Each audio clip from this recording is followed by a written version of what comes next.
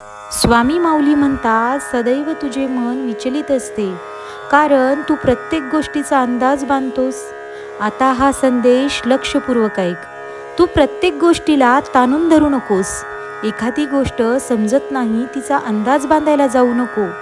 प्रत्येक गोष्टीची एक ठराविक वेळ असतेच, म्हणून ती मिळवण्यामागे जास्त वेळ दौडू नको.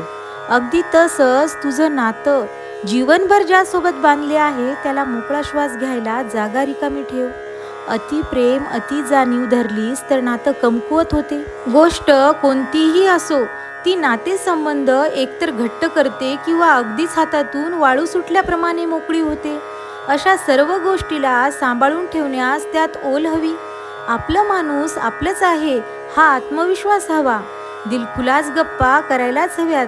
शिवाय नाते असे हवे की मनातलं गुपित बोलून दाखवताना खरंच समोरचा माणूस तुमचा आहे, त्या विश्वासाने ते गुपित मांडता आले पाहिजे. वयाच्या सरत्या काळात मी उमेदीने जगलो आणि भरभरून आनंद मिळवला. नाती फुलवली हे आपल्या पुढच्या पिढीला सांगता आलेच पाहिजे. म्हणून नातं जीवनभर जगता आले पाहिजे. तुम्ही प्रत्येक नात्याला योग्य तीच वागणूक देऊन आदर अभिमान ठेवत आहात, तोच आपला खरा आधार आहे समजा. कारण खरी नाती मिळवायला मागचं पुण्यच कामी येतं. साधक म्हणून तू ते पुण्य कमवत राहशीलच. अशक्य ही शक्य करतील स्वामी. श्री स्वामी समर्थ. जय जय स्वामी समर्थ. विजयी भव.